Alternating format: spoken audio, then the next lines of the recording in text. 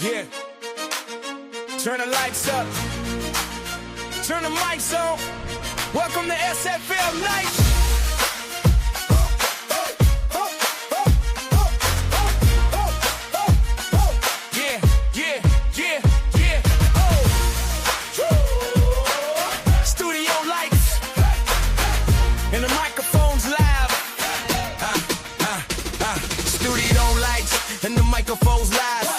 Football, yeah, the whole league crowd. From kickoff dreams to the final drive. Every story told when the spotlight arrives. Breaking down games, fucking wins and takes. Big time moments, clutch time breaks. From rookies to vets, everybody relate. If you live in SFL, then you're tuned in today. Highlights rolling, hot takes cooking. Behind the scenes while the league keeps moving. From game plans big to laugh forgets. AJ bring the energy, she bring the bets. SFL Nights with AJ Striker. Turn it on loud.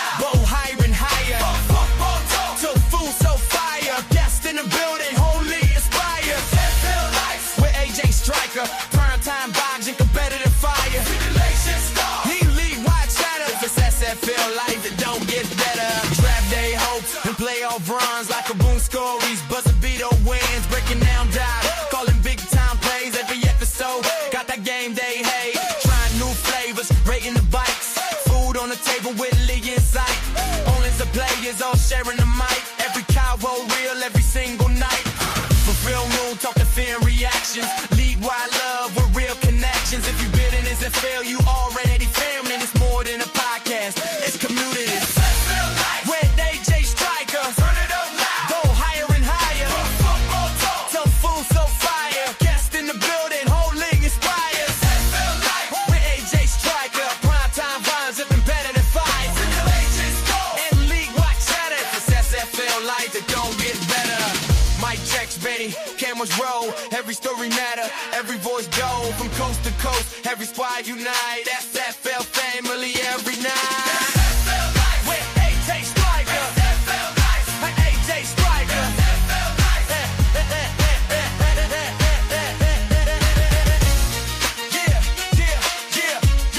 Yeah. Turn the lights on. Yeah. Turn the mics on. Yeah, turn the lights up, turn the mics on. Welcome to SFL Nights. What is up? What is up? What is up, SFL Nation? And welcome back to SFL Nights with AJ Striker. Thank you so much for joining me today or tonight or whenever you decided to hit that play button or turn on that radio dial. I really appreciate it, y'all. It has been a minute since I've seen you. Had some things going on in real life. I also wanted to make sure I made time for my guests and tried to accompany or accommodate their schedules, I should say. So we're here now, and it is championship time, guys. It's that time of year. I feel like this whole season just went by so fast. But I am fortunate enough to be able to talk to representatives from both teams this evening. I'm going to have Miss Ellie Diomez here. I'm going to have Mr. Casper Haddock on the scene, as well as Mr. Andy Hamilton with me this evening. I am going to do things a little bit different. Ellie, I'm going to put you last because we're going to be talking about SFLM and we're going to be talking about some other things. So I'm going to get the guys first because, we'll get them out the way. And then it'd be me, okay? I'll see you in a bit. Thank y'all for being here. All right, so first things first. We have to talk about the semifinal games that took place. I mean, if you did not get a chance to check out those games, please go visit simfl.net. You can get the box scores, all of that, the breakdowns of the game, or you can just go watch the game on VFN on YouTube. So, again, if you didn't get a chance to see any of these games, check it out for yourself. I do have a little bit of a breakdown for you guys. First of all, I have to give props to where it's due. First on the scene was Robert Henson. What's going on, honey? And you like my hair? Thank you, honey, because I'll tell you what, secret is it's hot as hell outside. And I just braided all of it up. It's all my hair. Put them things in some fat braids and call it a day. I watched every heart racing minute. Hey, and we're gonna talk about that, man. That was all right. So first of all, I do have Andy in the building, and I did ask him why did they do Birmingham the way that they did. Let me explain. So Birmingham Hellhounds took on the Vancouver Legion, and it was total domination station. Vancouver wins 62-10. Birmingham scored 7 points in the first quarter, 3 points in the second quarter, and nothing else. They had 188 yards passing, but only 57 yards rushing. I mean, dang, bro, they couldn't even get the ball. No speed on the ground, nothing. 245 yards total offensive yards. Time of possession was only 12 minutes, 23 seconds, 3 turnovers. They made 4 third down conversions of the 8 they attempted. Meanwhile, on the other side of the ball, Vancouver scored 14 points in the first quarter, 17 points in the second quarter, 14 points in the third quarter, and another 17 points in the fourth quarter. I mean, y'all just field goal kicker wasn't available. Y'all just had to keep scoring touchdowns. All right. So they also had 207 yards passing, 264 yards on the ground, 471 yards total of offense. Held the ball for 27 minutes and 37 seconds with no mistakes. Made 12 third downs of the 15 that they attempted. Final thoughts on that game. It happens. Like from Birmingham, they were absolutely a phenomenal team all season long. Iron sharpens iron, though, so I know that they're going to come back next season stronger than they are. But Vancouver does this, so I can't say that I'm super surprised that happened the way it did. They could score. You know, they've scored 72, and Andy, let me know when you come up. I think it was even 74 points in one game, I think. So they have the potential to score on you if you're not careful, and they can do it in the air or on the ground. So Detroit better be ready. Speaking of Detroit Maulers beats Mexico City, former champions, 34-27. Detroit scored 7 points in the first quarter, 14 in the second quarter, 7 in the third, 6 in the fourth. They had 218 yards passing, 119 yards rushing for 337 yards total offense. Converted 6 third downs of the 16 that they attempted. Time of possession, no, that's wrong. No, that's got to be wrong. I think I got that mixed up with Mexico City, actually. I'll double check that. But they only had the ball for 9 minutes and 40 seconds with no mistakes. Mexico City, or it should be Detroit, scored 14 in the first quarter, 7 points in the second quarter, 3 points in the third and fourth quarters. They had 300. Yep, this is Detroit. 369 yards passing, 28 yards rushing, 397 yards total, converted 7 third downs, so the 13 that they attempted. Time of possession, 19 minutes, 50 seconds. Final thoughts on these games. You have to have the ball. You have to try your best to play as perfect as a game as you can. And I've seen Vancouver. That's pretty much as good as it's going to get. You got both sides involved heavily. You were able to score a lot of points fast and consistently. Sight was slinging. Casper, thank you for letting me know. Miss Mexico City, right? That's what I was thinking. I was like, I think I got the things mixed up. But yeah, Sight was doing his best, you know. But when you got a defense, and it's like 45, Casper, we're gonna talk about that, and Ellie, we're gonna talk about that. Like 45 coaches over there, you know, what can you do? You know? Hey, this is going to be a really good game. So that actually brings me to my pick. Championship pick.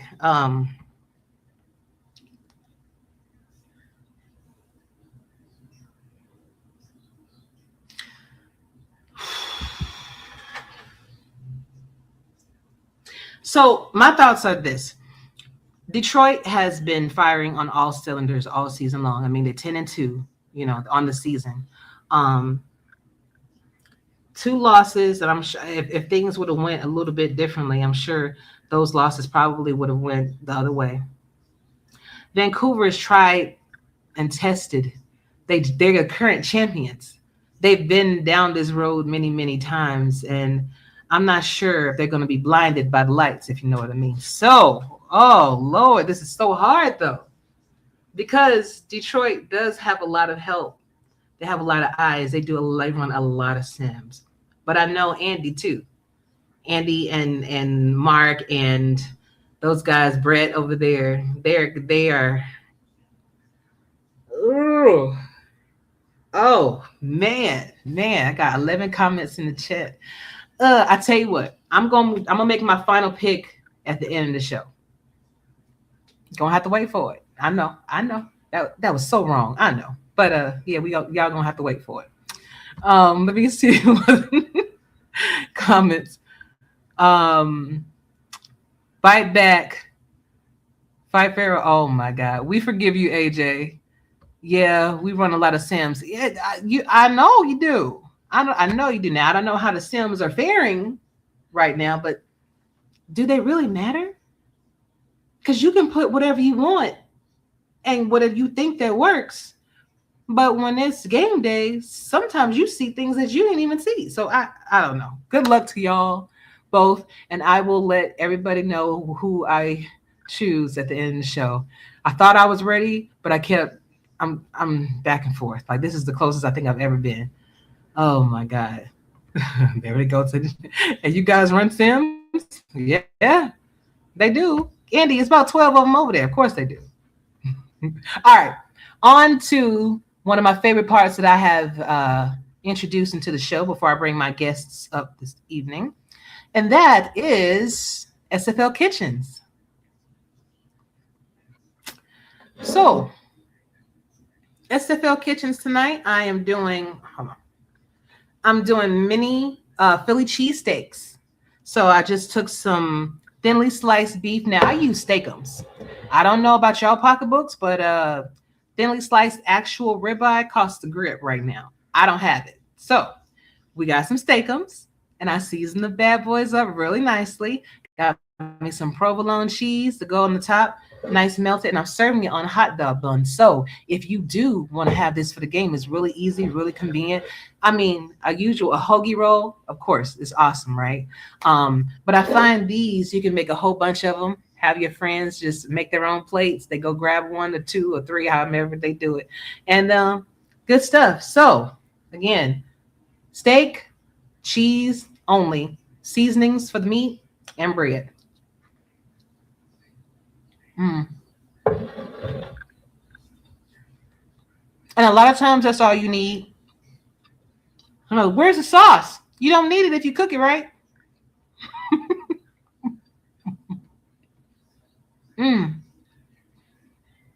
So I made the Philadelphia Cougar Philly cheese mini steaks because Philadelphia has now entered into the major leagues of the SFL. I wanted to feature every team, and I wanted to prepare either a dish or a drink for them. So this is my dedication to the Philadelphia Cougars. Give me 2 minutes. We'll be right back, okay?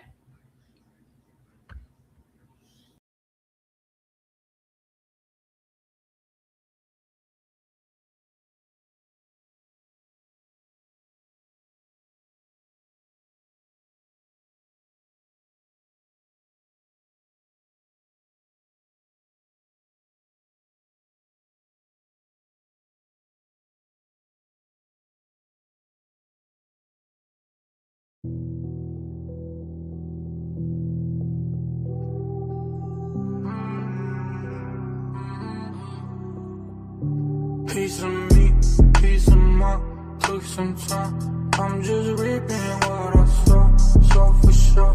Brand new world, that's just for me and my boy. Keep secure, 4x4.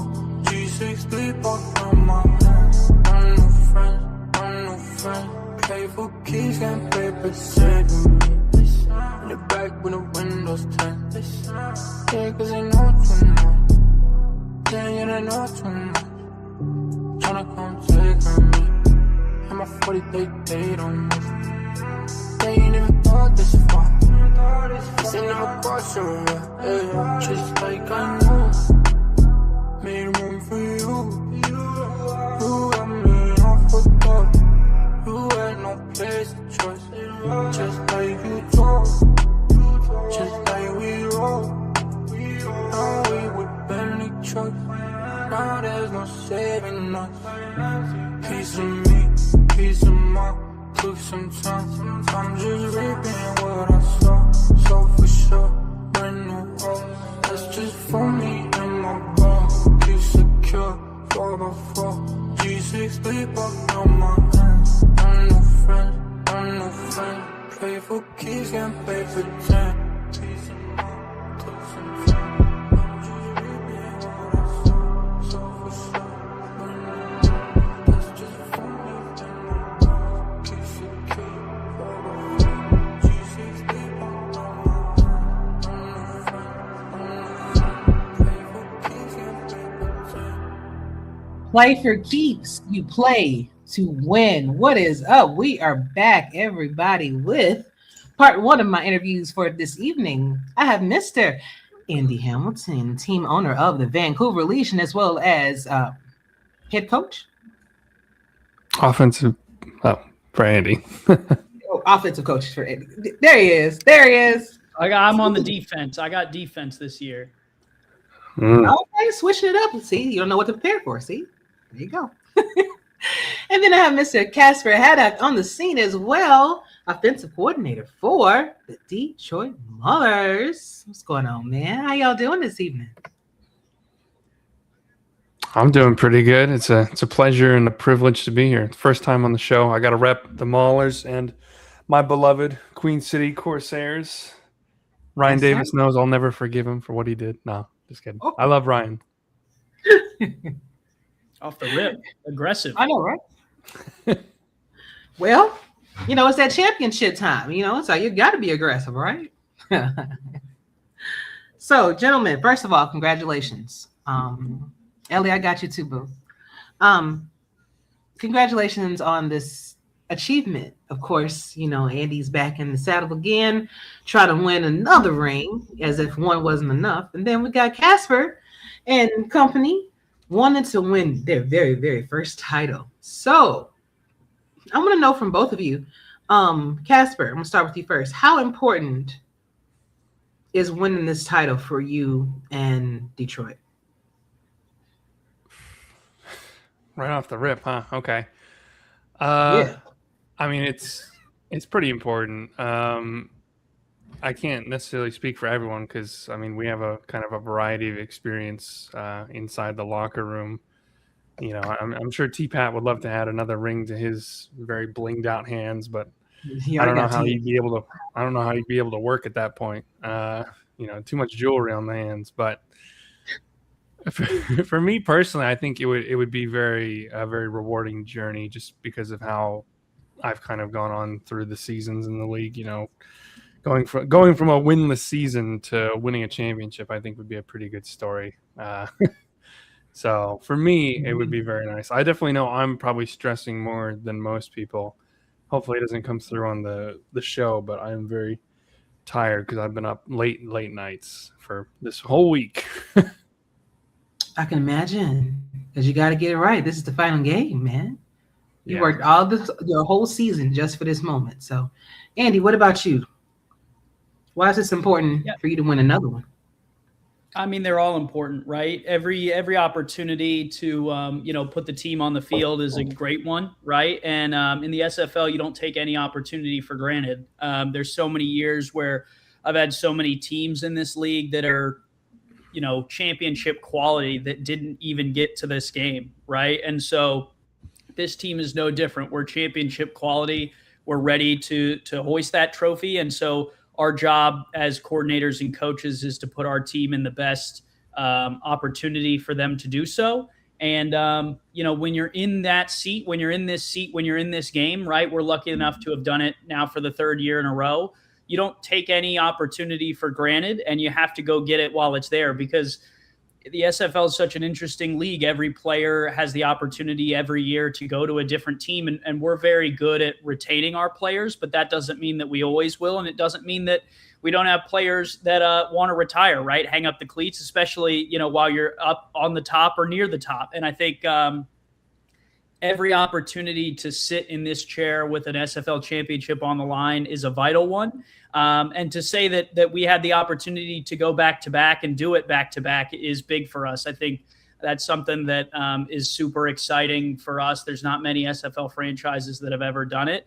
And to add our name to that after all the seasons of kind of grinding and trying to get where we're trying to go, it would mean a ton for us to do that. I just got word today that our rings from last year are ready to ship. And I'm hoping to keep the contact for Aldmiir very close to my heart, and be able to send them a message very soon about another set of rings. Okay, well, long. Right? Well, see, you don't rush perfection, Casper. I know you think you could just stay up all night working on the playbook. Sometimes you gotta slow cook these things, right, AJ? That's right, honey. I'll stay up all night either way, personally. It doesn't affect me, but that's just how I live. I have terrible sleep, so it's my curse. So you do understand that Andy, if you guys shouldn't win, right? Mm-hmm. You do understand that would have mean that you guys were taking on over my show for a second. So yeah.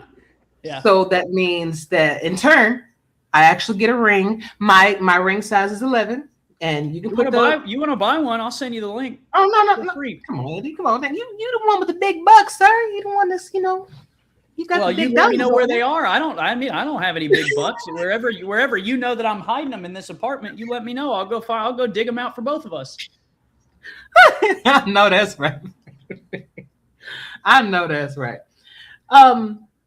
So Vancouver finished the season 8-4, and Detroit finished the season 10-2. So out of those 4 games, Andy, and out of those 2 games, there was 2 losses. Which one of those games would you love to have back? If you could just run one of those games back, or all 4, or both of them, what was, in hindsight, what did you learn from those losses that got you here today? And I'll start with you first, Andy. It's a good question. Honestly, I don't really pay attention after the game's over. I kind of move on to the next one. There's no interest in looking back, especially once you make it to kind of the situation you're in today, right? When you're sitting in the championship game, I don't think either of them any of the 4 make a huge difference. The only one that did sit with me this year was Los Angeles. We had Christian Brown go down on the first throw of the game. And at that point, it was kind of like the whole week of work that you didn't matter, right? Because your starting quarterback is out of the game. I turned it off after 2 more drives because it was like, what's the point, right? Because it's not like you're going to not throw any passes and still win the game. So that was a tough one to stomach, just because, it really kind of was a game that all the work we had put in didn't really feel like it made a difference. The other ones, we're a team just like the SFL. Every game is a battle. And if you beat us, hats off to you, fair and square. Much respect. The regular season, luckily, you can't get knocked out of the playoffs on just one single loss. So now's the time where the losses matter. But in the regular season, it's fine. They're all learning experiences, right? We're just trying to stack wins and make it to the playoffs. Oh, I know what it's like, Andy, to go down in the first quarter and, can't do anything else. First game of the, first game of the season. Okay. That's tough. It sounds like you're still holding on to that loss. I clearly I've moved past the win. So I'm holding on to it just a little bit. Live and let live. After y'all play this game, then I'll let it go. How about that? All right. Fair enough. Casper, what about you? I mean, I feel like if I don't say Miami, I'm going to get yelled at. So yeah, I agree with Andy for the most part, though. I mean, at the end of the day, there's no real point in kind of sitting there looking back all the time and, thinking, oh, if I did this different, oh, if I did this different. They're learning experiences, and I do look back at games to kind of learn and grow, because so much of my journey, especially this season, has just been about learning, and getting to be around people who are really kind of experts at this kind of stuff. But I think Miami, just because, personally, I think that was kind of one of the books that I had a pretty big hand in. So I think the personal responsibility still kind of tugs at my heart a little bit, but also just because I think it just felt like one of those games where, sometimes you're gambling and you win, and sometimes you're gambling and you lose the house and the car, the dog, the cat too. So it felt like one of those games where, it's just nothing was going right. And at the end of the day, I mean, you kind of want some of those back just to see if, maybe the luck of the dice would be a little bit different. But at the same time, I mean, I feel like when things go that poorly, you can kind of just shrug and say, on to the next one. And I think we've done a good job about keeping an even keel about, the losses don't bother us, and the wins don't really bother us much either. We're focused. As soon as we put in a book, we're working on next week's. As soon as we finish one week, we're wrapping up, we're looking at the next opponent, we're staying on an even keel and keeping our eyes on the target. Okay. Let's go back to semifinal games. Andy, I mean, that was pretty much one of the best books I think I've seen against an opponent. I mean, you had both the ground and the air game going, time and possession was there. A lot of things fell, your way. And even with Detroit, being able to beat the former champions is a large feat. And you guys, as you told me before, iron sharpens iron, right? So let's go back to just those semifinal games and tell me what your thoughts were going into those games. And then what was your focus for those games? And I'll start with you first, Casper. I mean, Mexico City is definitely a bit of a tough opponent, for sure. Certainly, I think we can all agree that if they're not in a dynasty period right now, then they're kind of on the verge of a dynasty period. They've been one of the best teams in the league for the last couple of seasons now. I think T-Pat made a very good point that they're so good at knowing exactly what they want every single player on their roster to be doing, and completely tailoring those builds to such a fine point that really, if it works for them, it all just kind of slots together like puzzle pieces. I think coming into the game, we knew that, they were going to have a very good offense.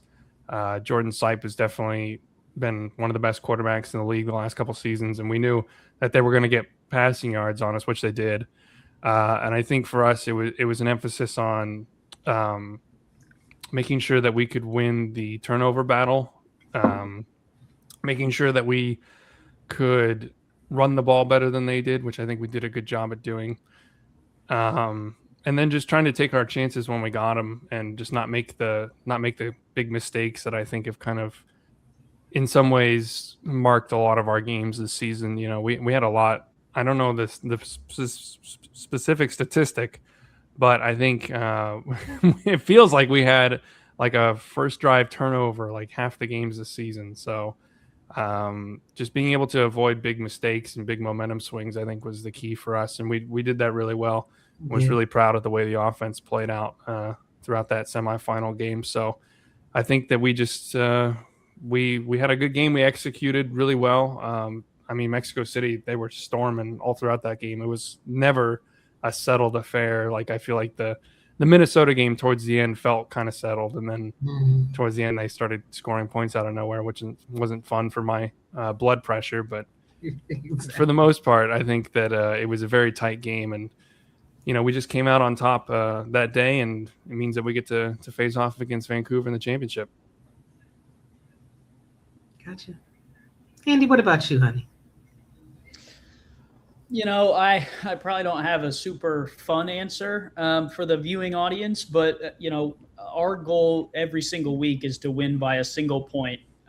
We would love to win by more, We will not accept winning by less. I don't think that's possible, but that's our goal, right? Is win by 1 point, and we won by 52 of them, and that's great. And I enjoy it, and it was nice to, to Casper's point, it was nice to not feel like we were at nerve of losing the game in the middle of the fourth quarter. But I could care less if it's by 70 points or if it's by one single point. The win is what is the most vital to us and our team. And that's really how we game plan too. We'll do weird stuff, right? As Casper probably is aware of, and his defensive coordinator is aware of. We'll run plays that not a lot of people will run.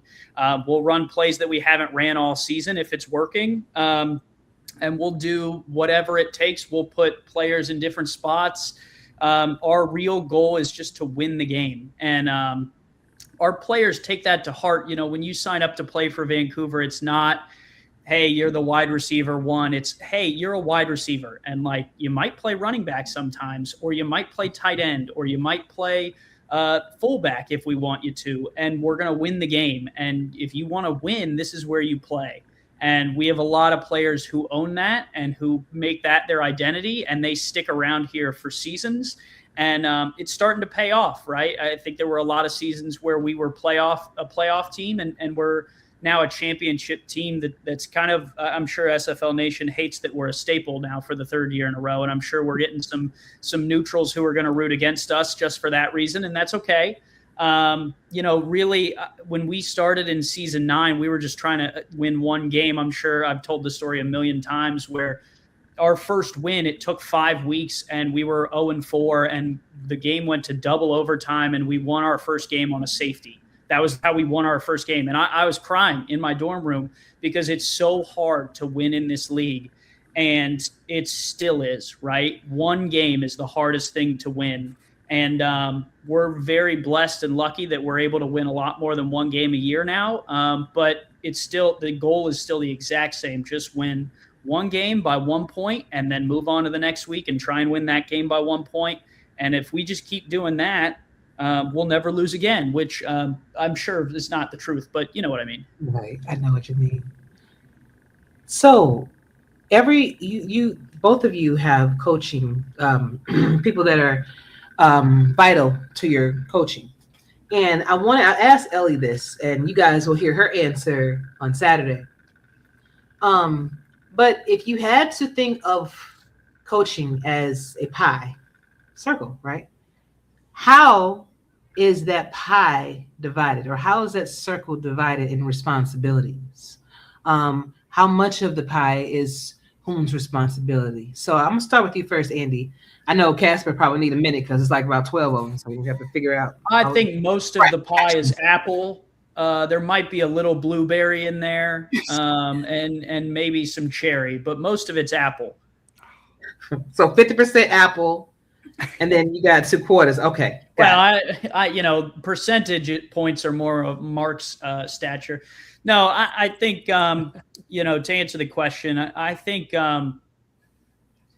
it's easy to say that there's certain percentages for each person. And I think the harder part is, and Casper may try and steal this answer in a minute. If he does, I commend him. Each week, we just try and divvy it up so that the pie gets baked, right? Like, I think, it's hard to say that certain person owns a certain percentage each week, right? It's easier and it's more realistic to say that we all just try and bake the pie that's going to win us the game.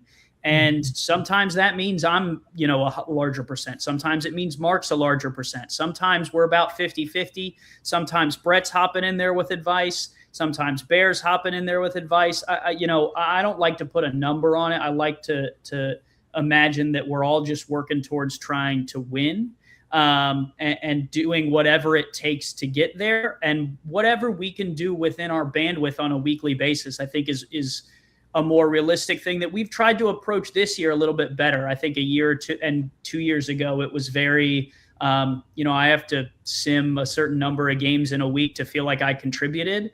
And this year there have been weeks where Mark says like, hey, I'm busy this week. Like, can you just handle this day? You know, can you handle Thursday? And I'll pop back in on Friday. And, you know, you can call it the ring kind of cooling us down a little bit, or you can call it kind of just us being a little bit more realistic about where we're at. I think it's more of the latter, right? Is that we're adults, we're human beings. We've worked at that. I mean, I sit in front of this computer for 4 or 5 days a week in the evenings after work. And I sit here I've probably dedicated at this point, maybe months of my life to watching these games just go. And I want to start living, man. I want to start living my life, and I want to be out there doing it. And sometimes I just need a night off. And, you know, our staff and our team, we do a really good job of trying to just take people as they are, right? We're not trying to make you take a certain percentage of the pie. We're just trying to, you know, hey, do you want to come bake pie with us? We'll figure out how much, we'll figure out what you do. We'll work on that later. But if you want to bake pie and you want to, you know, go to the championship and try and win, like, come on down. I like that answer. Great answer. Casper? Uh-oh. You gonna take it? Let's say a third strawberry rhubarb, a third boysenberry, and a third key lime. I'm a key lime guy. I know if you actually put those together in a pie, it would be an unholy creation. But I was gonna say, in the realm of imagination, it sounds good. So, yeah, Andy just sandbagged the hell out of me by saying that I'm going to steal the answer. So, thanks for that. But go ahead, do it. I'm going to gladly. I'll be Robin Hood. There you go. Yeah, it's really not about I'm going to do, 30% of the sims and you'll do 40 and we'll each contribute 20 plays in this formations. And, really, it is on a week by week, case by case basis. The nice thing about us is we all have different ways that we approach the game. I think we all have different football philosophies in general. And the great thing is in our coaching room, it's kind of a great place for those ideas to collide, and then we can see what works, what doesn't work. And Andy's completely right that at the end of the day, we're, human beings that have to live a life outside of the simulated gridiron. I mean, I just moved 2 weeks ago, so, I wasn't necessarily very available. So sometimes, some person will kind of step up and be the lead guy who is handling the book, or, sometimes it's a very collaborative effort. But at the end of the day, I think, this probably, AJ, based on what I've heard from Eddie about the struggles getting other people to coach in Arizona. If you can get anyone to contribute, it's a blessing. And I will welcome anyone who would run. If someone runs 5 minutes of a sim 1 day a week, 1 week ever, I would bless them, because it's hard enough getting people to actually want to contribute in the first place, to take time out of their real lives to play around on a, pixels on a screen on a fantasy football game. So I just think we're so lucky to have all the people that we do here. I can't say enough how lucky we are to have the amount of people we do, because it lets us, really take the load off sometimes and be able to handle the stresses that come up over the season and over our lives. JW's in the ER every week, so we got to cover for that. So damn. I'm sure when Ellie comes on, she'll tell you all about it. But JW he's basically like the glass bones paper skin guy from SpongeBob. So not that. We got to have someone around to be able to cover. But I feel like he need to be put in a bubble. JW, what's going on with you, sweetheart? You need one of those bubbles. All right, guys.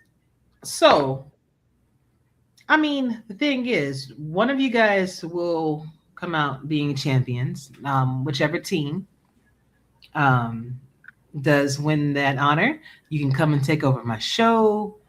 It's going to be next week, so you'll be taking over my 399th show. So I wish both of you the best of luck. But without giving away too much, guys, I want to know, how do you plan on beating each other? Wait, before you say that, are the books submitted yet? No. Woof. Okay, maybe I can't answer that one. Oh, Casper's late. His was supposed to be submitted already. Oh, that's really tough. Oh, no. Just send it in now, bud. Just send it in now. You know what? Maybe. So I'm Go trying ahead. to figure out how I would ask this question without you guys giving away too much. What would be one point of focus that you guys will be concentrating on to get the win on Saturday?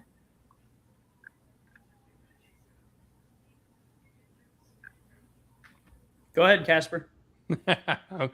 Okay. I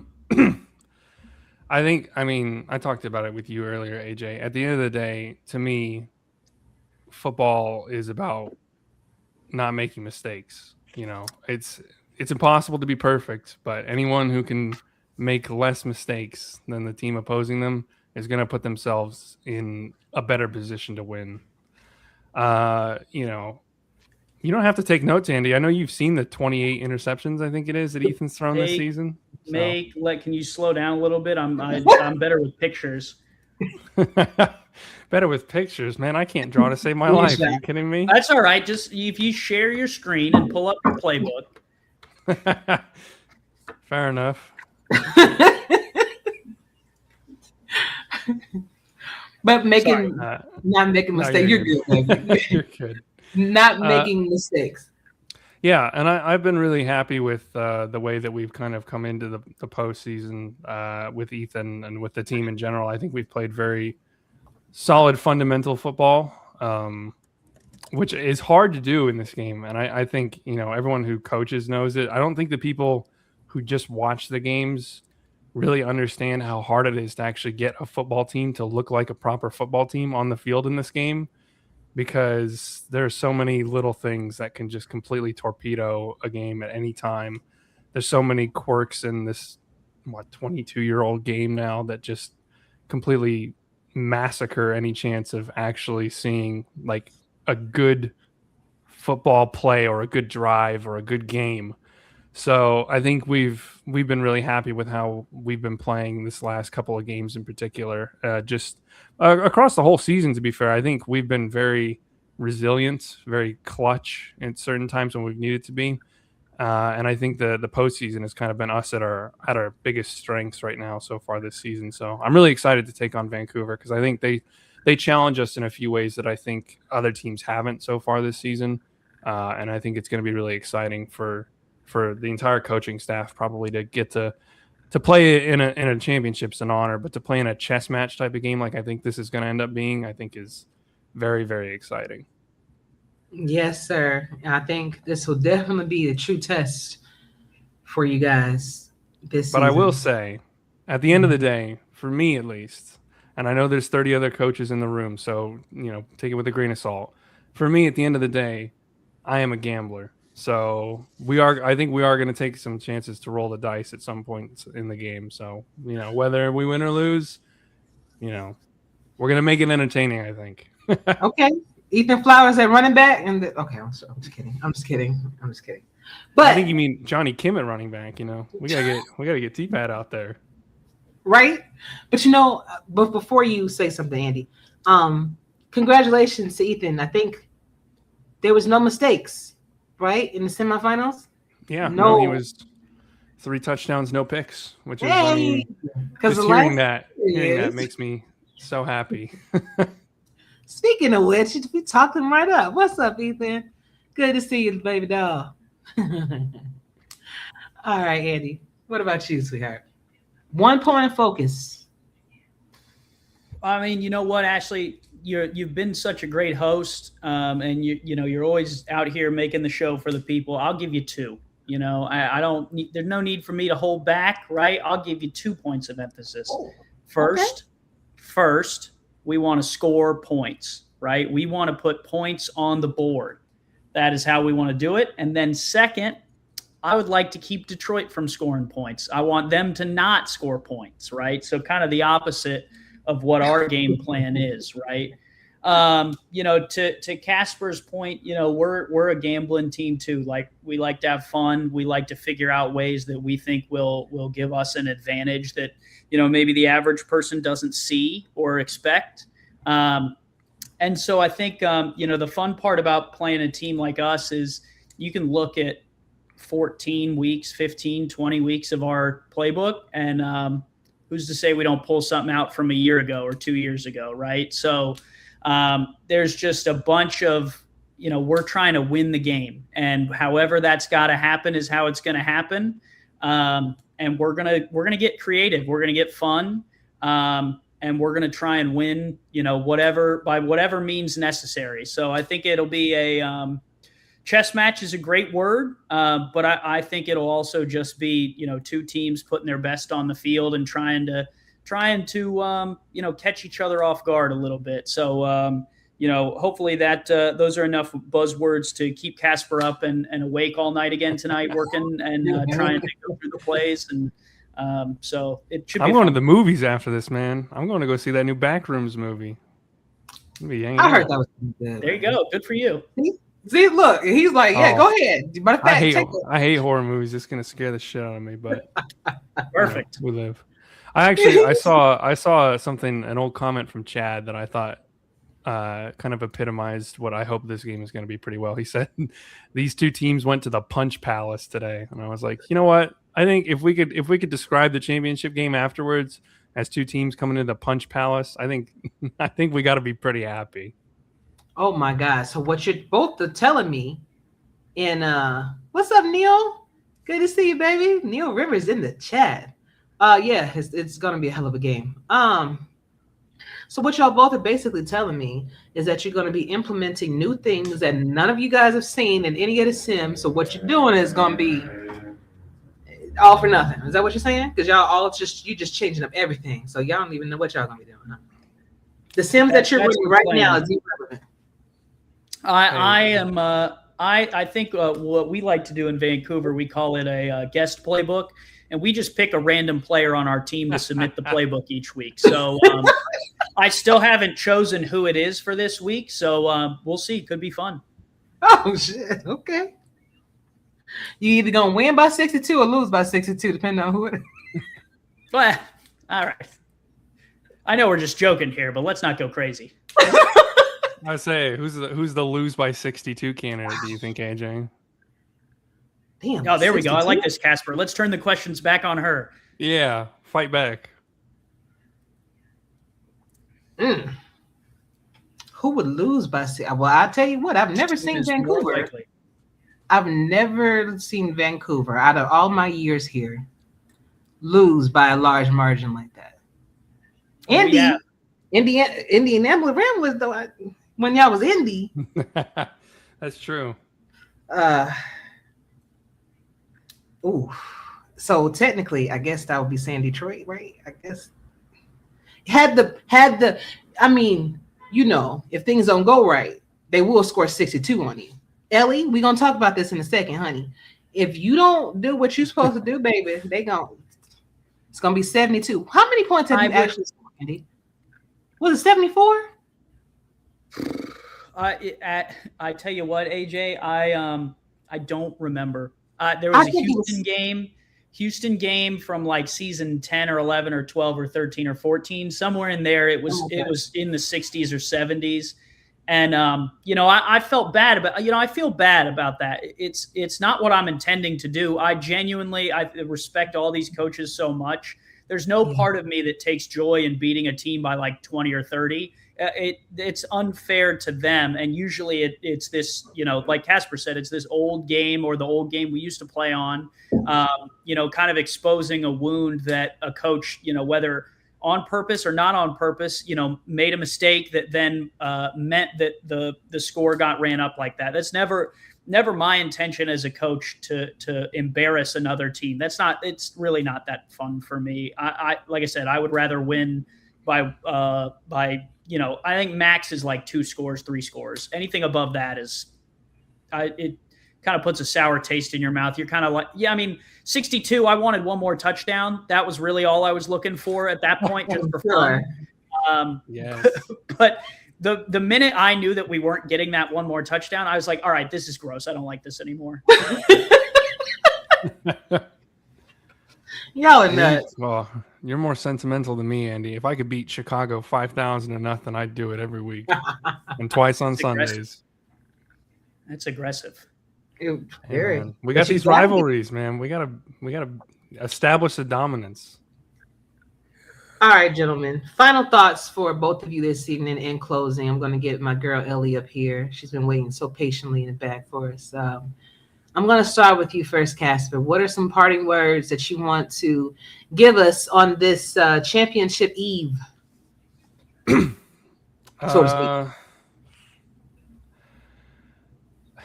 Really, I have to say thank you to everybody, everyone that I've ever worked with, everyone who's ever played with a team that I'm with, or under me as a coach or anything like that. Anyone who's been anywhere around me, because when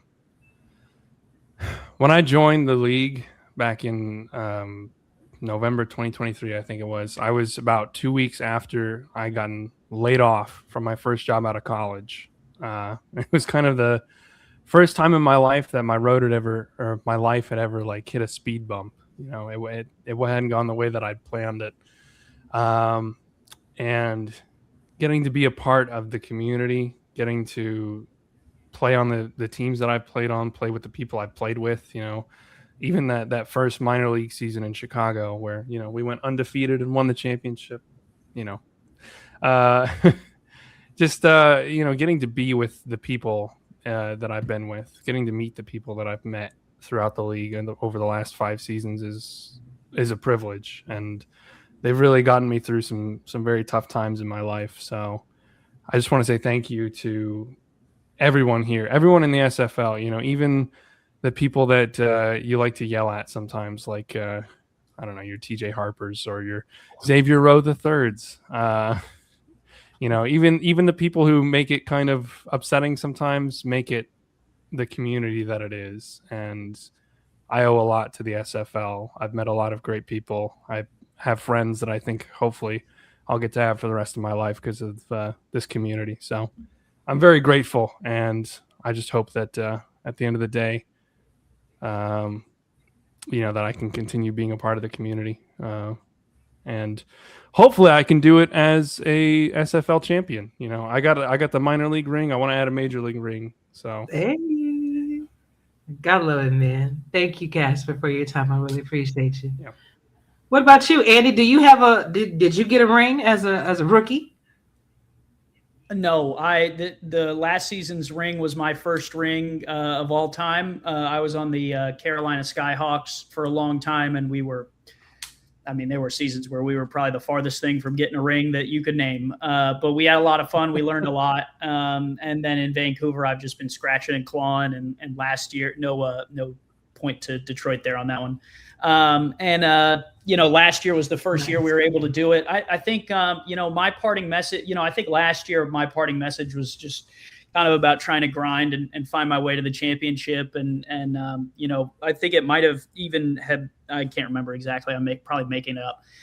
Probably something about, for those players that have never made a championship, continuing to work and grind and find, areas and homes for them that they can, find their way to a game like this, right? Because, no situation is perfect, right? Each team has its own unique positives and negatives and different areas. But, this season, I think I kind of want to put the emphasis on the league as a whole. And, there's a lot of, I'm going to try and tread carefully here. There's a lot going on in the world, right? And there's a lot of reasons to feel down or frustrated or, there's a lot of negativity. And I think the SFL for me is just a place where you can kind of escape all that and just have a community that, is there for you, whether it's a mental health thing or whether it's just a world outside of what you got going on in your daily life. And I think that's so important. And,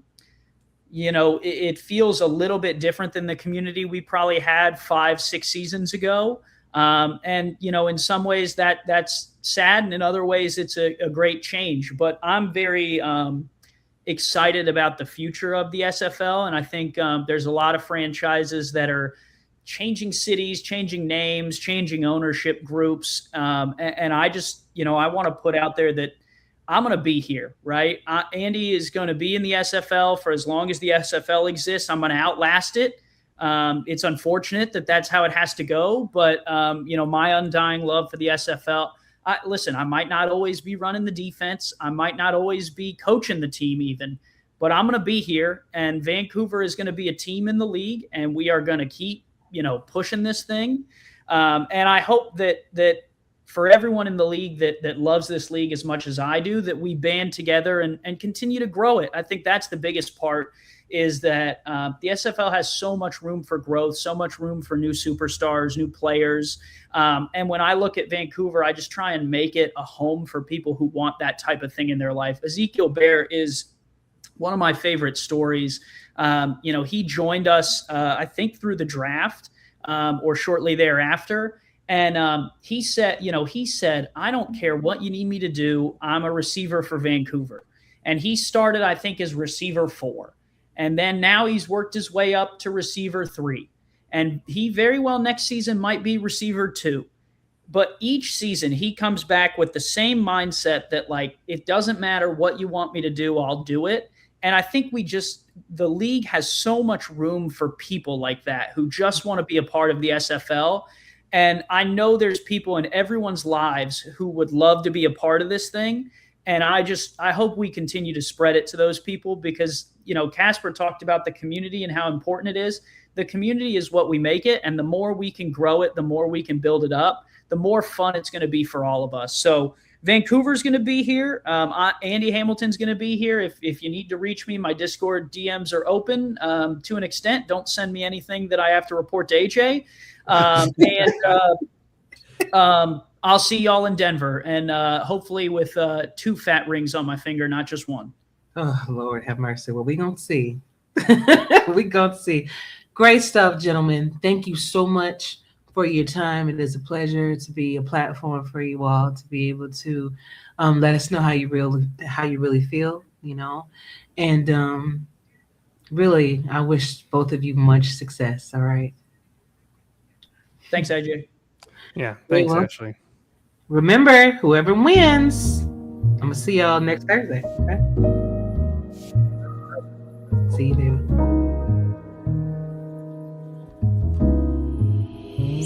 You don't want to go nowhere, huh?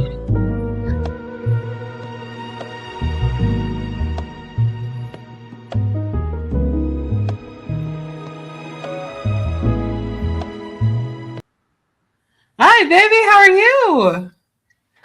I You're am muted. so good. How are you? Good. I know you were busting up that scenes back there. I saw you back the whole time. Oh, those 2 crack me up. Honestly, they crack me up. Indeed. You have a good group of people that surround you. I will say that, and I see all of your, almost like the whole team is in the chat right now. So you've always had that growth and, that support. But first of all, look at that adorable kangaroo wrangler. Okay, then. Oh my god. So What's up, Jason? This is a joke that Mike Daggs started way back somewhere in the annals of the SFLM stats channels. And it's just been a running joke that has followed me for the last 3 months. I can't escape this joke. It's become part of my core identity. I'm sorry. I do actually have kangaroos in my front yard at the moment. So, girl, don't go out there messing with them. They box. Don't do that. To Australia. Yeah, welcome to Australia. No, I don't. I won't mess with them. No. I've seen them when they stand up. Nah, I don't want no I do not have a death wish, contrary to popular belief. I do not have a death wish. But yeah. So before we get into the SFLM things, let's talk a little bit about Detroit football. I mean, you are in the championship, and I know that you have been running defense all season. So my question to you is, how are you feeling right now? Like, this is the big show. This is for all the marbles. I will not lie. I am very nervous. This is my first season as a professional coach. I did one season as a minors coach, also doing defense. I will be the first person to tell you that coaching in the SFLM versus coaching in the SFL, vastly different environment. Vastly different. There is a lot more pressure up in the majors to get it right than there is in the minors. The minors is kind of a place for you to experiment and to learn. But when you come up to the SFL, you kind of have to have your ducks in a row and kind of have a generalized idea of what the hell you want to do. Yes. Which is hilarious for me because I never know what I want to do week by week. So I just kind of throw shit at the wall and hope it works. And somehow we've ended up 10-2. So, I mean, You're doing something right. You guessing I right. guess, yeah. I'm doing something right. So, So, I mean, go back to the semifinals game. What was your take on that game? I spent the entire game panicked. So I'm not gonna lie. I Okay. sat there, I was so nervous watching the back and forth trade-off between our offense and Mexico City's offense. I was sitting here thinking, oh my God, this defense is not working. Like what have I done? What have we done as a team? What is going on right now? And then somehow suddenly we caught an extra stride and that was it. So I spent that entire game very, very nervous. How many Very sims? nervous. How many sims, or how much time would you say you spend on SFL in 1 week? Not SFLN, just handling Detroit. I am probably one of the coaches that spends the least amount of time simming and the most amount of time theory crafting in kind of the wings. For me, I leave all the simming to Robert Henson, JW, Portia. I leave sims up to Casper. I'm more of a, I'm going to create this book. I'm going to run a single test to see if I like the way it looks. If I like the way it looks, it goes into the room for testing. So I don't sit behind my screen and run 10 million sims. Just because obviously with me also running the SFLM, I don't have that kind of time. Right. So I don't have that. Which is one of the things. Which is one of the things I was thinking about. I'm like, how do you manage having that responsibility of all of the rookies and how everything goes and answering all the tickets and all of that for that, and you still make time for, everything else? Yeah. For me, it's a matter of just balancing it, having a to-do list by my computer every single day of the daily things that I need to get done. And then, and then the things that, probably need a little bit of extra attention. Jesus Christ, Henson. He is not wrong though. Like honestly, watching The Sims and trying to figure out why your book isn't working the way you want it to work is, it ages you. It's bad. It is. I got some right here. Yeah, right up. Well, you probably can't see it now, but they there. They're there. I don't know what you're talking about. I feel it.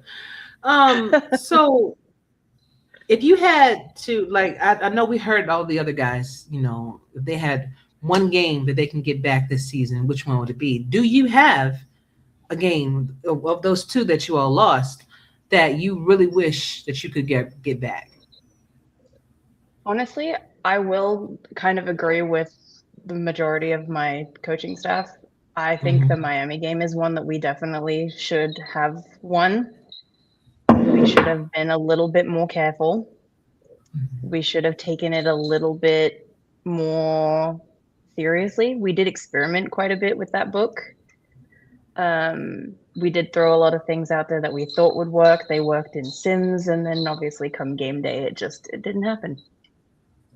And That is, at the end of the day, something that I think a lot of people don't realize too. You can run 10,000 sims, but they honestly could mean next to nothing come game day, because the result will 9 times out of 10 never be the same.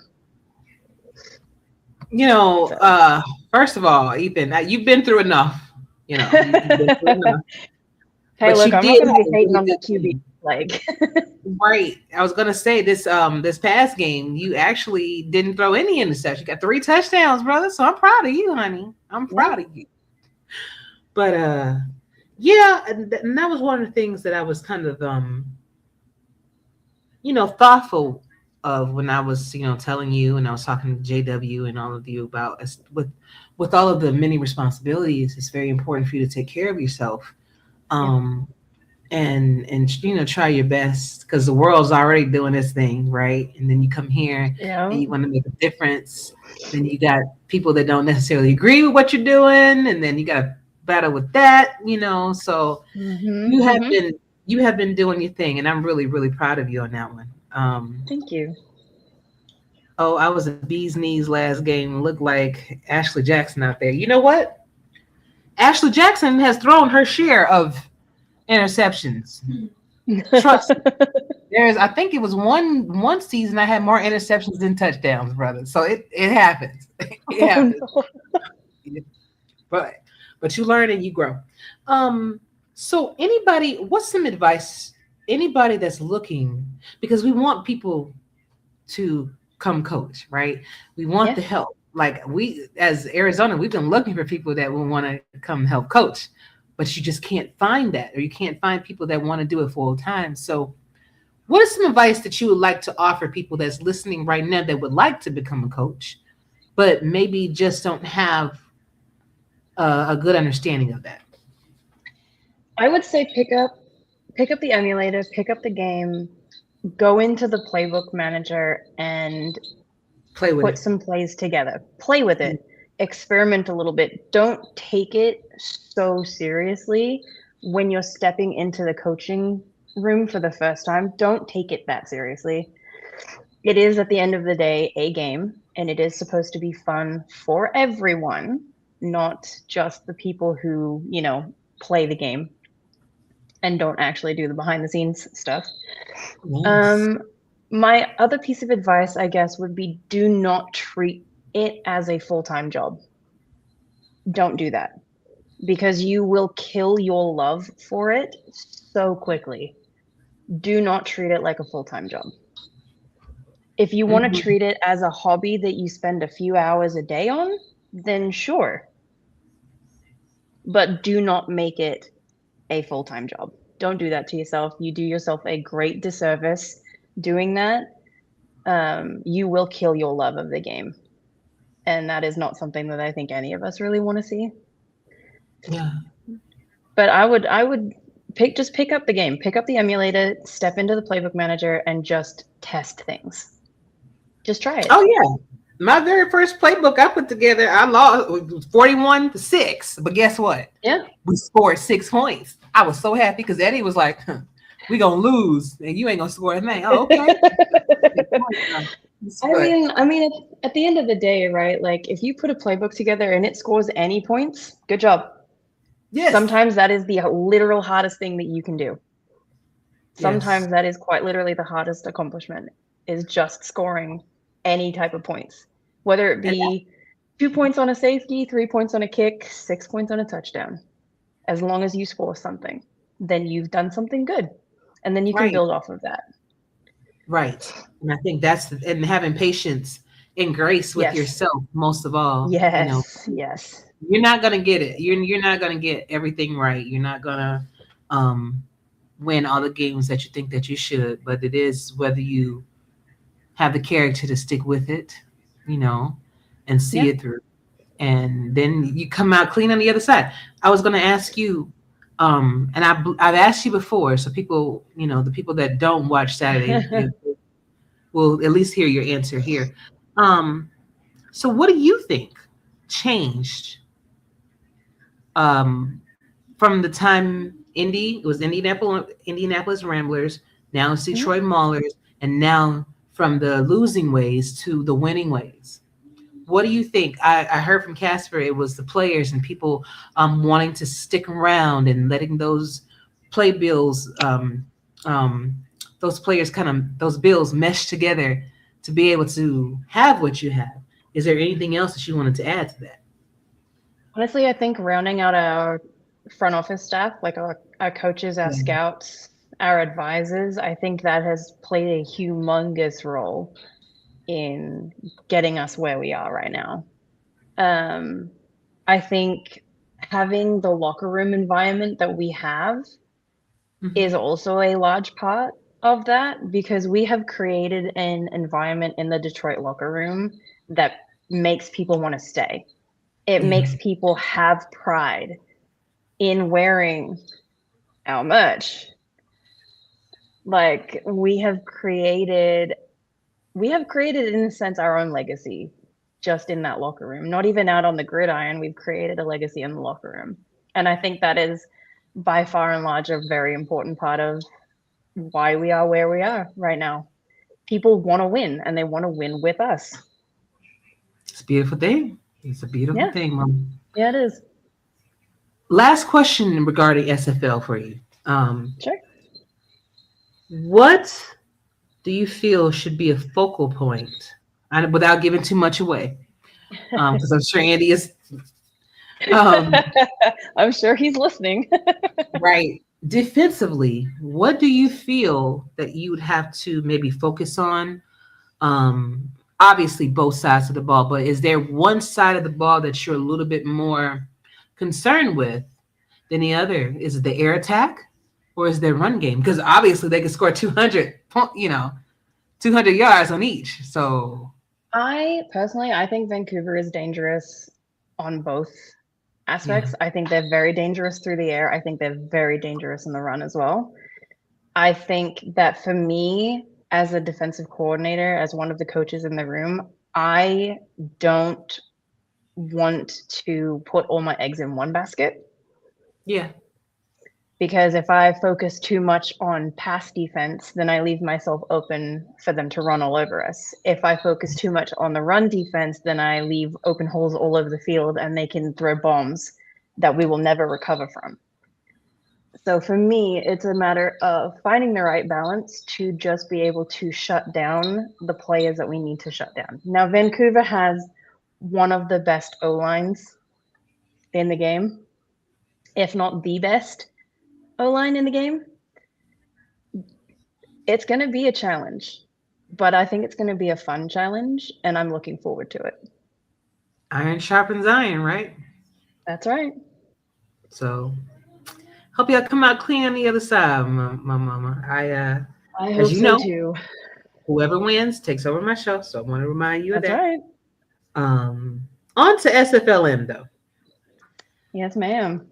Oh, so you are pretty much you're done with the season, with the SFLM season.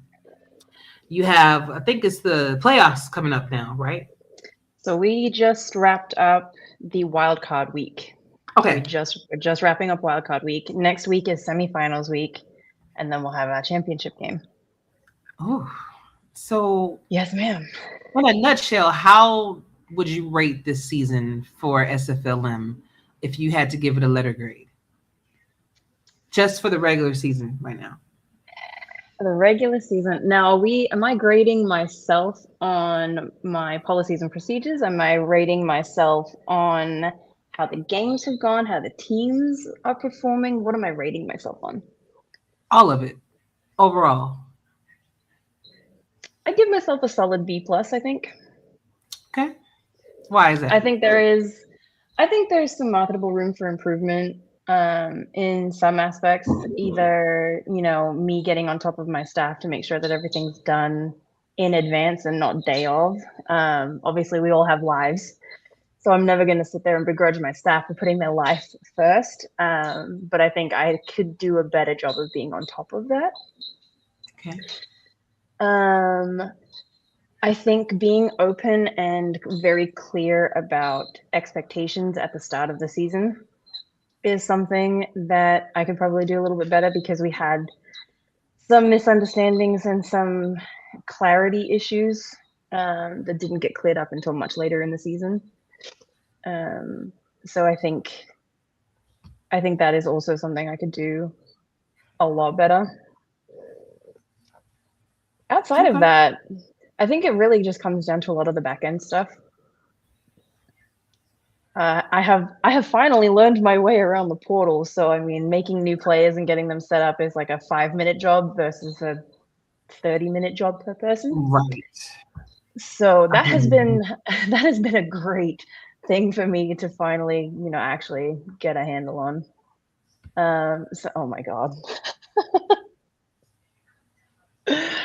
Who is that? Man. Venom's no, Vermont Maple Foxes. Who is that?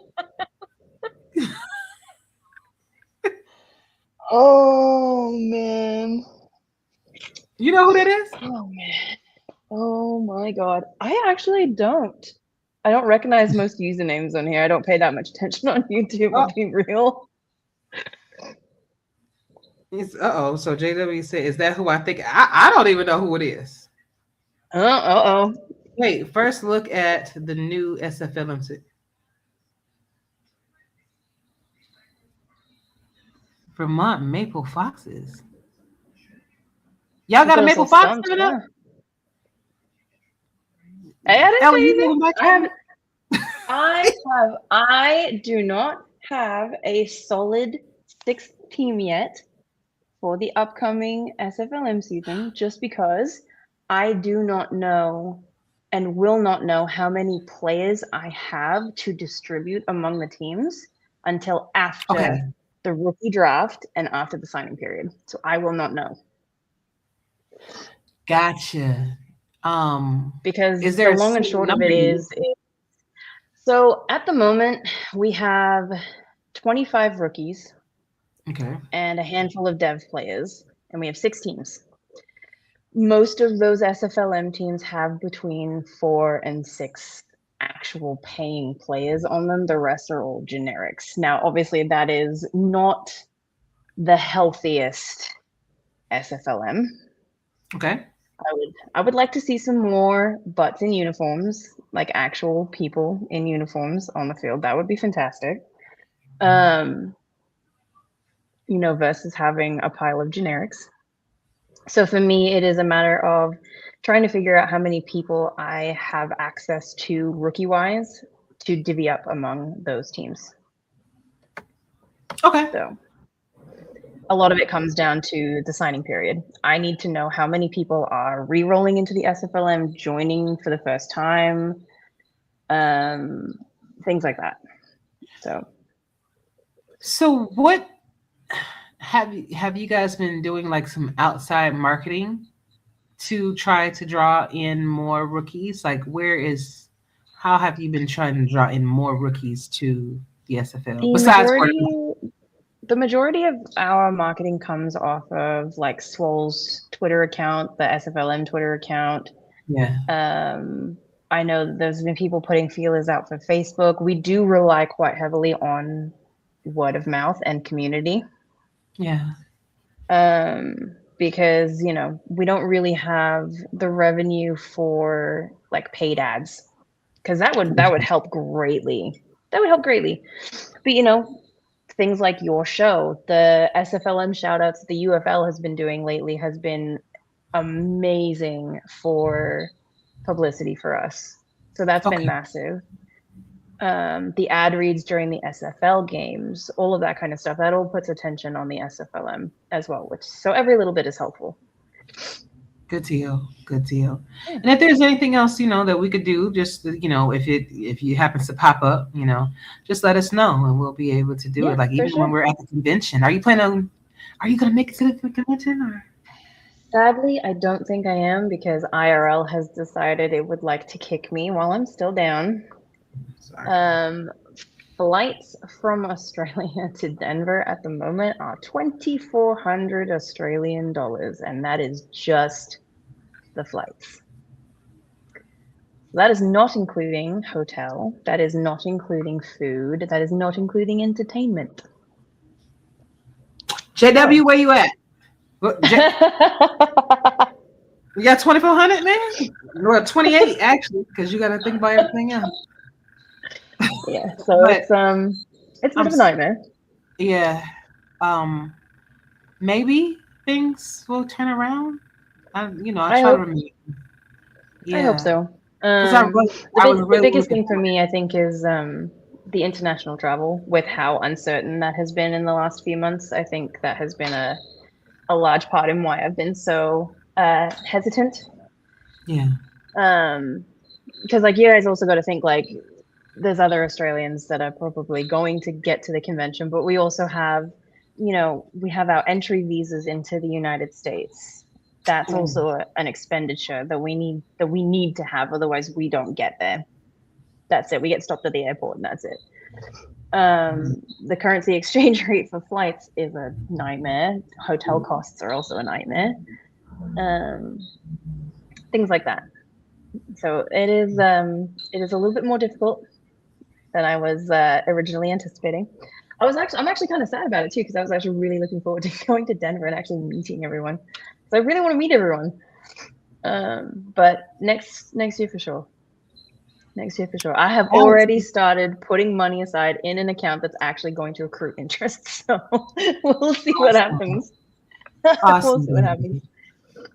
Yeah, I was really hoping that, we would have saw you. And I was wondering, even if there could have been like some kind of a table that we could have set up, or anybody that has any questions about what we do, we can just kind of give them maybe like little flyers or something. But I understand we'll be able to work on that, but word of mouth does help. So if people will just remind their family members or anybody that you're around, like, hey, just come and check us out, we'll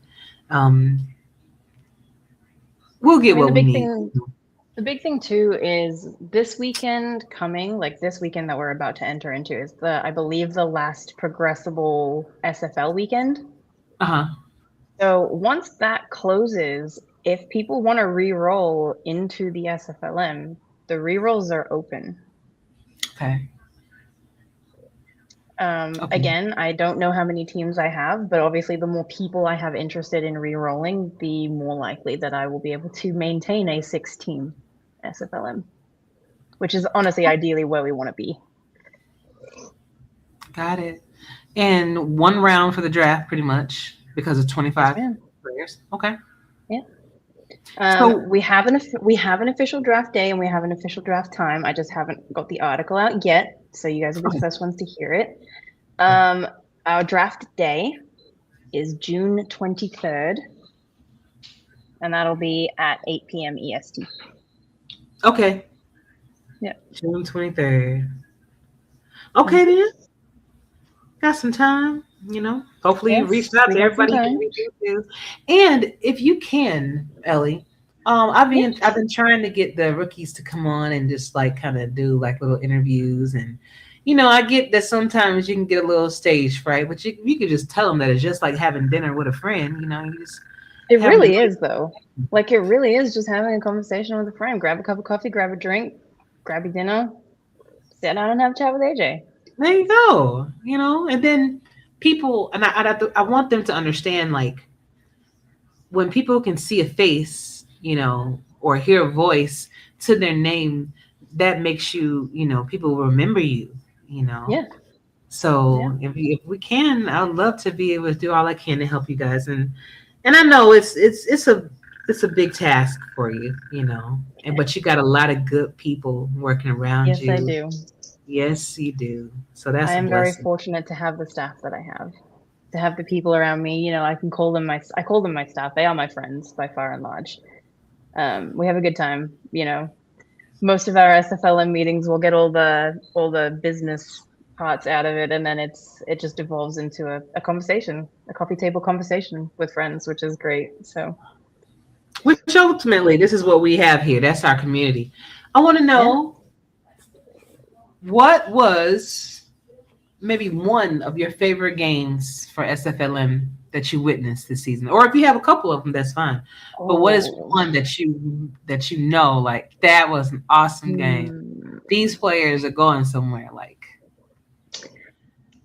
This Alex- Tuesday's game between San Diego and Okay. Philly, that was such an exciting game to watch. I feel really bad for Philly just because, you know, they're elevating to the SFL. They've always been on a playoff run team, and they've always gone really deep into the playoffs. And unfortunately, they met their match with San Diego. San Diego has been on a tear the last few weeks. It's been very exciting to see them finally hit their stride and get some really solid wins.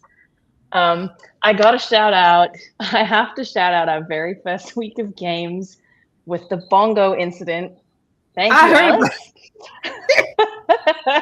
That joke has followed us through the whole damn season. Like, yeah, that has followed us entirely. For those that don't know that story, can you quickly let people know what happened with the bongos? Oh man. So we got finished with the very first game of the season, and Alex was going to go AFK, and he decided that he was going to have the SFLM pregame music on for the stream because he was going to set the stream going, but with cold mics so that no one could be heard or anything like that. Right. But I think he forgot that he was streaming his entire screen and not just the application. So he had this Miku bongo thing going on in the background on YouTube as a joke for the people in the booth to be entertained by while he was gone. And unfortunately, that was broadcast live for like 15 minutes.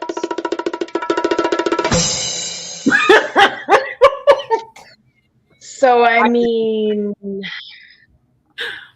And there was I believe there was a joke of a petition to make it our actual official pregame music, which I shut down very quickly. I was like, absolutely not. I do not want to be copyright claimed on every single song. No, thank you very much. Yeah, it was simultaneously a nightmare and absolutely hilarious, and probably one of my favorite SFLN moments this season. And that was way back in week 1. So this season has been nothing short of absolutely incredible, especially for my first as commissioner. I'm very, very fortunate that it went as well as it has. So y'all gonna have bongos as your championship game intro? No, I'm sure. Okay, Alex and I spent like 4 hours poring over the Universal Music Library that we have access to because Cam is very gracious and has given us access to all of the music library that the SFL has access to. So I went through that for well over several hours with Alex to curate a playlist for the SFLM. Unfortunately, I'm sorry, it does not involve bongos. I'm sorry. I'm sorry. You and got yes, everybody the music all was actually featured on tonight's game, so I love it. You have access to a lot more to a team lot more. music. Hope so. Oh my God, Ellie. Is there anything else SFLM wise that you wanted the people to know? Like things that we probably have missed while we were kind of concentrating on live for SFL, or things that may have We're always looking for more broadcasters. We're always looking for SFLM statisticians because we now have the SFLM stats incentives going on, which is actually open to the entire community. It's not just open to SFLM people. Like if you are in the SFL and you want to help your team out or yourself, because the incentive doesn't just have to go to your team bank, it can go to your personal bank as well. You get 20K per side of the sheet that you do. You get 40K if you run it solo. And while it might not seem like a lot of money, it adds up. Yes. So we know. It adds up. Yes. Yeah. So I mean, like we don't have as many SFLM games as SFL, so like the stats slots do fill up very quickly. But I ping the same stats roll that everyone else gets pinged for the pro games. So it's just a matter of looking at those pings and, you know, jumping on the wagon. So what do you have to say for those people that are apprehensive because they feel like they're gonna mess up, that they feel like they're gonna Come fail? shadow. If you're not sure how to do the stats, I offer the ability to shadow every single game. Even if you've already shadowed once, if you're still not sure, come and shadow again. Come and sit in the booth with us. I mean, hell, I'm not opposed to running a practice game and having practice stats going on days that I'm free. So that's always an option as well. So another thing too is if you really want to get into stats and like you really want to practice, go and re-watch the games and use that as your stats practice. Yes. And Yes. yeah, we've got, as Alex has said, we've got great people in the back to help out and that correct errors all the time. You know, a good idea that I just kind of thought of while you were talking is that maybe there should be like a clinic. So once everything kind of quiets down, you know, for the SFLM and for the SFL, maybe there should be like a coaching clinic or maybe a statistician's clinic or a broad class clinic that will give people the tools they need to feel more confident. Like when I tried to broadcast, everybody has their word that they overuse. You know, it's just mine was beautiful. You know, so I just kept saying beautiful, and I was like, "Whoa, this is football. I gotta find a different word." You know. Yeah. So I think to be able to have like little classes, maybe one or two. You don't have to do a whole bunch, but like to get people confident and knowing what they can do. Maybe get a list of words or things of that nature that you can kind of substitute. You know. I think that'd be great, and I think more people will be confident and wanting help. So, all right, baby. Yeah, so, agree. are there any other notes, any last words that you would like to let everybody know while we are here tonight? Definitely keep an eye on the website. The SFLM draft article will either be out later tonight or tomorrow. It will have all of the information that you guys need to know, including the list of draftable rookies. Okay. The order in which the draft will be done, so the team order and the monetary value. We have a couple of exciting things going on with the draft, including some new rules and some new eligibilities. So that's kind of fun. Yeah. All of that will be outlined in that article. Obviously, as always, if anyone has any questions, my DMs are always open. Just know that if you message me at 3:00 in the morning my time, it might take me a minute to get to it because you know I'm dead ass asleep.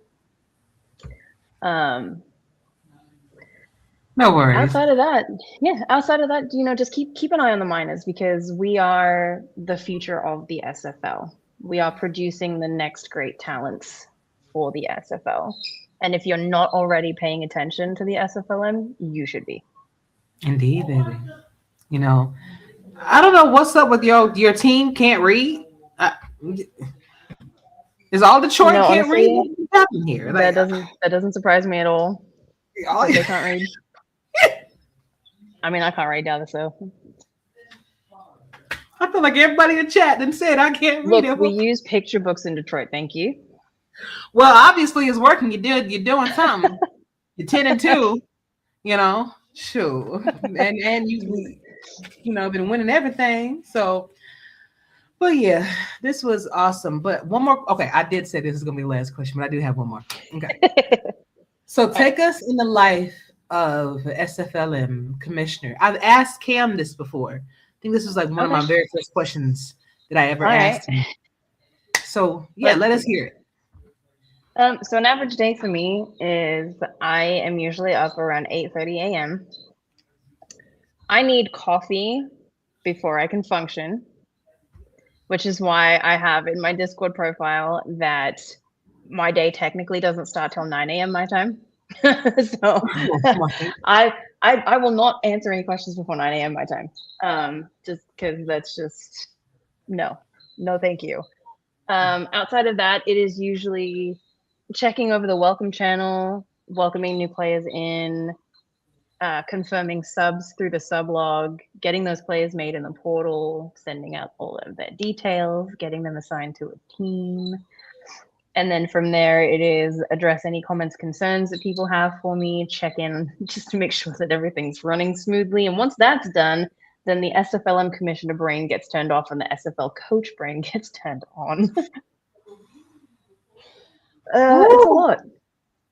It's a lot. And then if I'm not in SFL coach mode, I'm usually in LEDOMIS mode, which is everything else.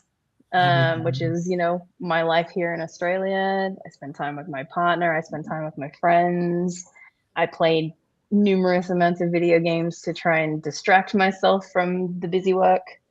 And when I'm not doing that, I'm usually working on business plans and freelance graphic stuff. So there is never a dull moment. Clearly, I'm trying to figure out where you have time for all of this to be so. And you have a job, a normal like. So I don't have a normal 9 to 5. I work from home. I work on my own schedule, so that does afford me a lot of flexibility. I have a business degree, so I have a degree in business operations and administration. So I do business analytics and business plans for people who need help. I do freelance graphic work. I write in my spare time because I'm an artistic creative at heart, so I get bored very easily. I'm constantly working on things. I'm a hobby photographer. I have been for the last 22 years. I do not yell at them. Oh my God. I believe you. And then in between all of this stuff, we have game nights for the Maulers. We have game nights for the Maulers, and you know, it's gotten to a point where we've even gotten some of our friends from other teams to join us for things like Jackbox.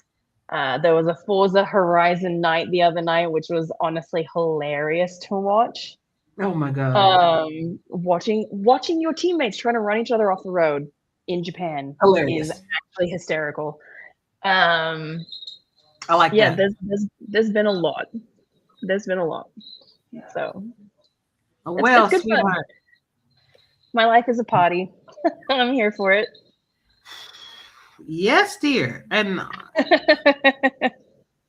you know, I asked the question, and I, you know, that is a lot. That's definitely a lot. So definitely lean on your partners and all of that. I do. And try to take care of yourself, babe, because it's easy to go and go and go, and you got to be there for everybody and everything, and then you break down. And I don't want to see that on you. I don't want to see that for you, baby. I've got some good people behind me who remind me to take breaks every so often. You know, I've got my partner. I've got JW. You know, he's constantly telling me, take 5 minutes for yourself, take a break. You know, he should take his own friggin' advice. But I've got Robert Henson. I've got Portia Henson. They're always, you know, telling me to take a break. They're always checking in on me, asking me if I'm okay. Alex usually sends a message every day just to see if I'm all right. Nice. My coaches are always checking in on me. Teammates too. So I got good people. Okay, you know, I had to. I'm like everybody's mom. I had to ask. You know. Well, it's definitely appreciated. Indeed. If I go to Australia, where's the first place I should visit? Well, it really depends on what you want to do, but obviously, I would say come see me first. Oh, duh. Yeah. Duh. First. Yeah, come see me first, and then we'll figure it out from there. All right, that works. I mean, like, I live on the Sunshine Coast in Queensland, so there's plenty of stuff to do here. Oh yeah, that's just like home there, because it's nice and sunny out there right now. So it's pretty sunny here too right now, amazingly. Hopefully one of these days I will be able to go out and visit. Oh my God, Robert. We just do it so we don't get fined. That's a running joke as well. Ellie, what is happening? And don't go to Australia. It's a prison. Oh Lord. What is... Oh, I love my team. I love my team. I love my team. You gotta keep telling yourself. I do love my team. Sometimes I I know. question what they've had for breakfast, but I love my team.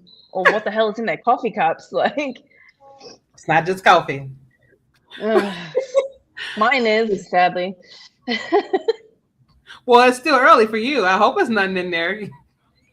I mean, it's midday. It's 5 o'clock somewhere, right? Like, You can have Bailey's. yeah, Technically, there it's you go. cream. It's See? technically it's cream for your coffee. Okay.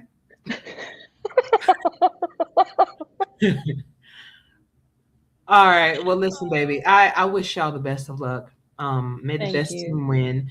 Either way, I think you guys have a really, really good backstory on, the progression phase of Indy going to Detroit and all of that.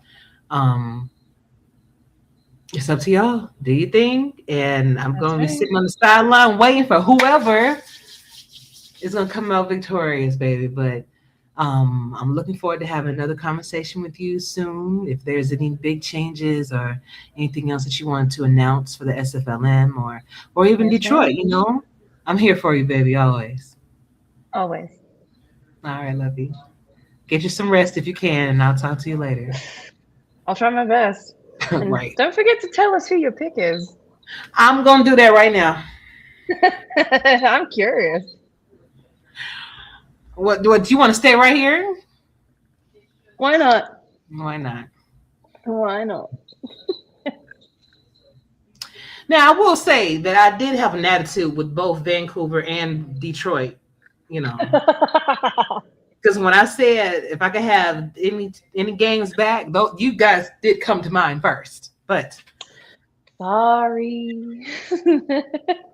But considering everything that's been happening, considering both teams, both of you, this is going to be an excellent game. It is going to be about which defense is going to be dominant because both of you guys have the capacity and the players to score points. But it will rely heavily on the defense being able to stop. I'm actually going to go with Detroit to win. Okay. I think that you guys have a lot of good people helping. I think that the situation is right. And iron sharpens iron, you're already 10-2, so you have what it takes, obviously, to win. But whatever you do, don't let Andy go up 30 points and the second quarter hadn't even started yet, because you might have a problem. But we'll try our very best, that's for sure. I am selecting Detroit to win. Ethan, you need to have a clean game, dear, because if anything is going to need to be clean tonight, you need to throw less interceptions than Christian. I know both of y'all have the potential to do that because you both like to throw. But it's going to be a good game to watch, and I wish y'all the best of luck, Ellie. All right, baby? Thank you so much. You're very welcome. I'll see you soon. See you soon. All right, boo. All right, everybody. So that was it. That was it, man. It is a very difficult thing to pick between two great teams of that nature. And of course, my mind was going to go with Vancouver because they are the current champions, right? You gotta beat the best to be the best. And Detroit will definitely have to do that. So it's going to be interesting to see how everything works out. Just give us a good show. That's all I'm asking. Give us a good show. Let us end end the season 26 on a great note with a great game. Okay, guys. Good luck to everybody. Thank you for tuning in this evening. Thank you, chat, for keeping it live and keeping it entertaining. You guys were amazing. Thank y'all for being here. Please put your goodbyes in the chat, and I'll be happy to run them across the screen as we have our final song of the evening. But I am looking forward to bringing you another great podcast next week, y'all. Stay safe. Share the well. For Ellie, for Casper, and for Andy, we're out. See you Saturday.